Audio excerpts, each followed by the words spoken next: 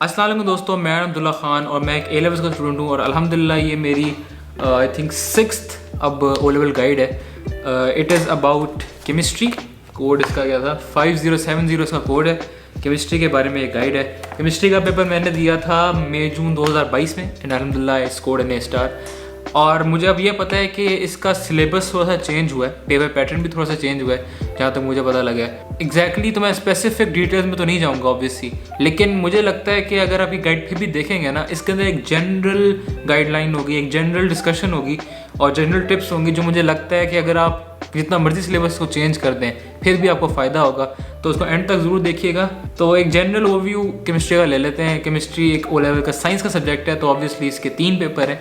तो पहला पेपर इसका MCQs वाला होता है, दूसरा होता है थ्योरी, जो तीसरा पेपर है वो होता है ATP। अब मुझे लगता है कि शायद इसको P4 से P6 कर दिया गया है, मुझे इस चीज़ का एग्जैक्ट नहीं पता, लेकिन ATP पेपर होता है। पाकिस्तान में प्रैक्टिकल्स नहीं होते तो उसकी जगह अल्टरनेटिव्स टू प्रैक्टिकल्स वाले पेपर होते हैं। तो इन तीनों पेपर्स की हम थोड़ी डिस्कशन करेंगे, सिलेबस की डिस्कशन करेंगे, टिप्स एंड ट्रिक्स की बात करेंगे, स्टडी मेथड की बात करेंगे।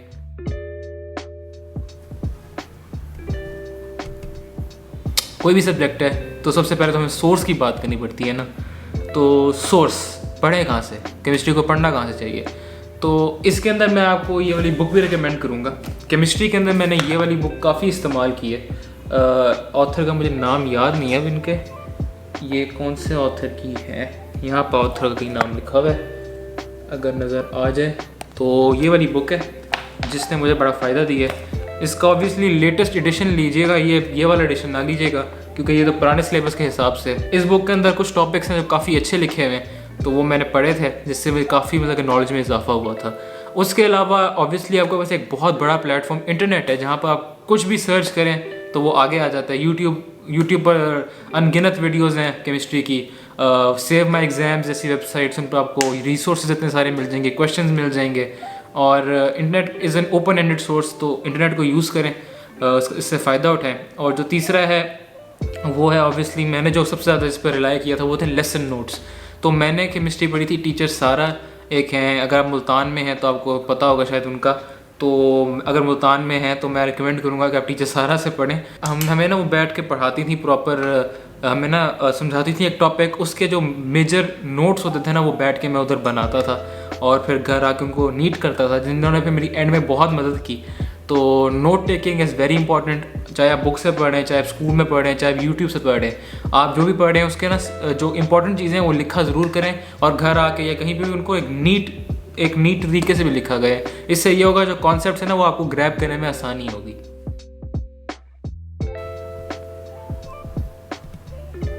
तो things to keep in mind, जो केमिस्ट्री है ना ये वैसे नेचर में ना काफ़ी मुझे जो लगता है कॉम्प्लिकेटेड सा सब्जेक्ट है। तो इसके अंदर आप अक्सर कॉन्सेप्ट्स जो अभी पढ़ेंगे ना वो A लेवल्स में अगर आप केमिस्ट्री रखते हैं तो आपको पता लगेगा कि काफ़ी कॉन्सेप्ट्स हैं जो काफ़ी इन्होंने डायल डाउन करके आपको बताए हुए हैं, मतलब कि असल में वो चीज़ ऐसे होती नहीं है लेकिन पढ़ाया पहले ऐसे जाता है।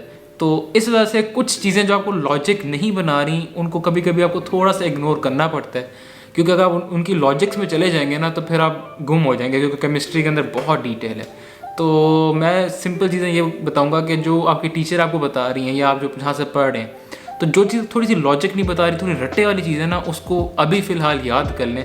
अगर आपके पास टाइम है तो लॉजिक उसकी ज़रूर समझें, फ़ायदा ही होगा। लेकिन अगर टाइम नहीं है, पेपर सर पर है, तो अभी लॉजिक समझने की ज़रूरत नहीं है, अभी बैठ के उस चीज़ को याद कर लो। और याद करने से बात है, ये तो रट्टा तो केमिस्ट्री के अंदर अच्छा खासा है। रिएक्टिविटी सीरीज़ और पता नहीं क्या क्या चीज़ें और हैं जो आपको याद करनी पड़ेंगी। सॉल्युबिलिटी ऑफ सॉल्ट्स बहुत एक इंपॉर्टेंट चीज़ आपको याद करनी पड़ेगी। आइडेंटिफिकेशन ऑफ आयंस का एक वो कलर चेंजेस वगैरह वो याद करने पड़ेंगे। तो काफ़ी सारी चीज़ें जो आपको याद करनी पड़ेंगी, तो ये दिमाग में रख लो कि रट्टा लगना है केमिस्ट्री में। और केमिस्ट्री के अंदर डायग्राम्स भी आपको थोड़े बहुत याद करने पड़ेंगे, डॉट एंड क्रॉस वगैरह 2-3 चीज़ें, बेसिक डायग्राम्स, और इसके अंदर टेबल्स भी हैं। तो ऐसा ही है कि इसके अंदर बेसिक से थोड़े जो इन्फॉर्मेशन है वो आपको याद करनी पड़ेगी। There is no other way around it, क्योंकि जो इन्फॉर्मेशन है उसको आप चेंज नहीं कर सकते, याद करना पड़ेगा। ख़त्म कुछ ज़्यादा दफ़ा कह दिया मैंने, याद करना पड़ेगा, लेकिन ऐसे ही है, केमिस्ट्री है भाई, रट्टा लगाओ।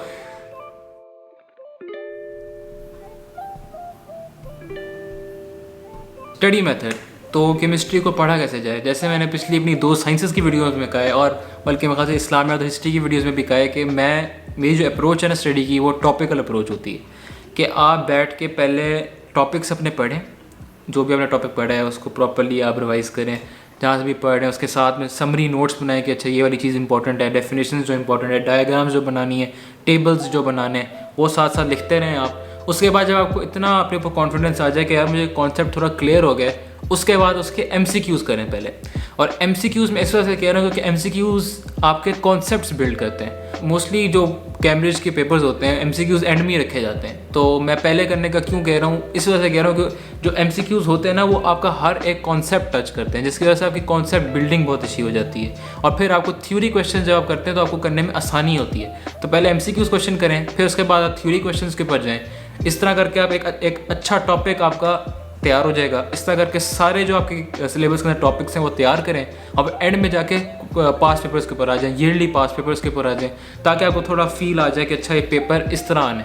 अब मुझे पता है कि सिलेबस चेंज हुआ है तो थोड़ा सा पास पेपर्स ढूंढना मुश्किल हो सकता है, लेकिन जो चीज़ें नहीं चेंज हुई उनको कम अज़ कम अटैम्प्ट करें। टीचर्स जो आपको देंगी प्रैक्टिस क्वेश्चन वगैरह उनको अटैम्प्ट करें। तो बेसिकली प्रैक्टिस करने का ही मकसद होता है पास पेपर्स का, तो इतनी टेंशन लेने की बात नहीं है। तो ये एक बेसिक मेथड है और इससे ना तैयारी आपकी काफ़ी अच्छी हो जाती है, सिलेबस में ग्रिप अच्छी हो जाती है और फिर आप पास पेपर्स के एक अच्छे फ्लो में आ जाते हैं।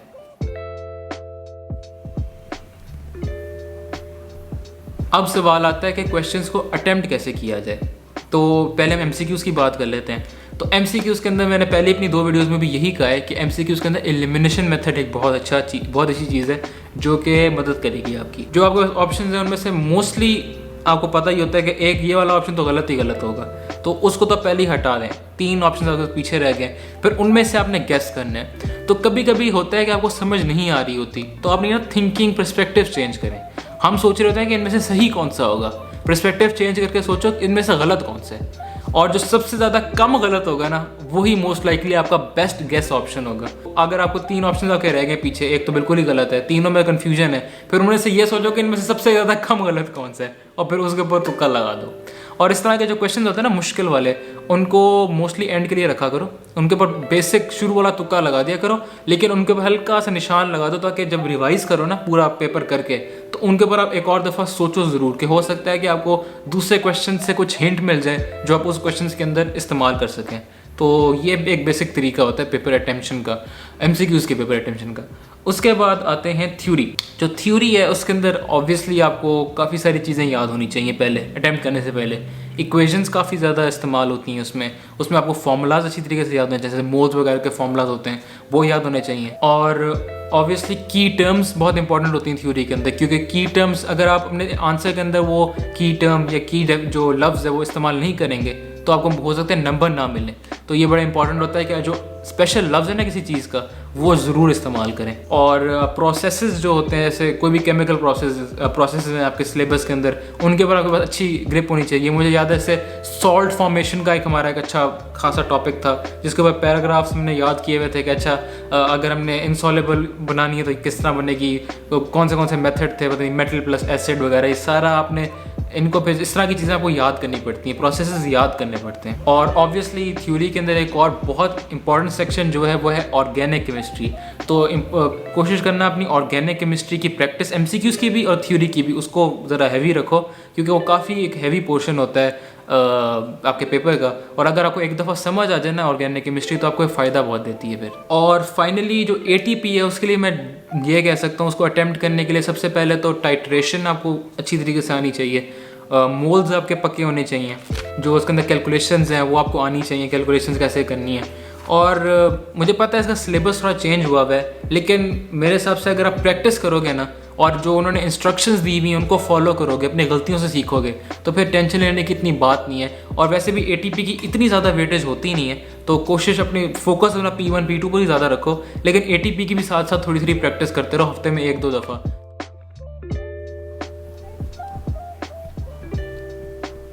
तो की टिप्स, सबसे पहले टिप मैं देना चाहूँगा वो ये है कि सिलेबसेस प्रिंट करा लो यार।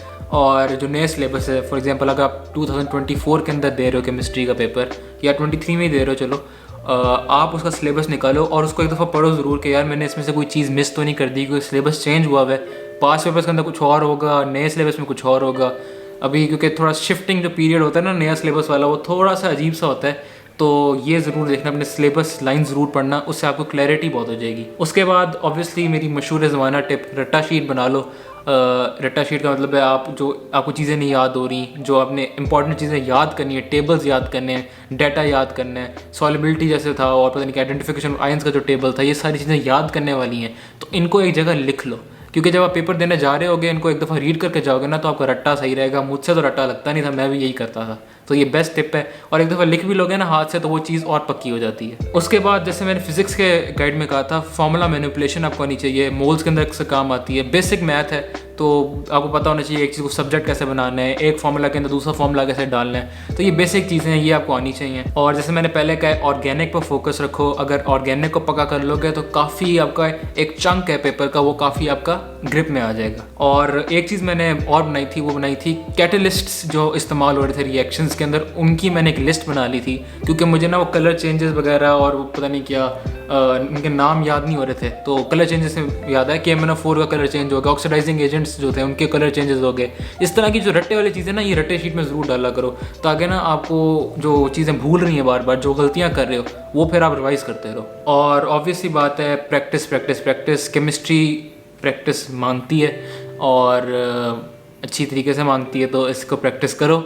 और होपफुली अगर प्रैक्टिस करते रहोगे और मेहनत करते रहोगे, अपनी गलतियों से सीखते रहोगे, तो आपको एक अच्छा ग्रेड लेने से कोई नहीं रोक सकता। So that was my chemistry guide. Hopefully आपकी इससे काफ़ी मदद हो ही पड़ी होगी। मुझे पता है साइंसेस के अंदर सिलेबसेस चेंज हुए हैं, लेकिन मुझे लगता है ये टिप्स जो मैंने दी हैं, एक जनरल गाइड बनाई है, आपकी फिर भी मदद करेगा। तो अगर की है तो लाइक सब्सक्राइब जरूर करना, सब्सक्राइब कर दो। 80% मेरे व्यूअर्स सब्सक्राइब ही नहीं करते यार, दिल पर बात लगती है। सब्सक्राइब ज़रूर करो। बाकी इंशाल्लाह I meet you in the next guide. अभी 2 मेजर गाइड्स और रहेगी, मैथ और इंग्लिश की, होपफुली जल्द आ जाएंगी। बाकी दुआओं में मुझे याद रखना, पेपर मेरे भी आ रहे हैं, मेरे लिए भी दुआ करना, और बेस्ट ऑफ लक। परेशान नहीं होना और मेहनत करो। खुदा हाफिज़।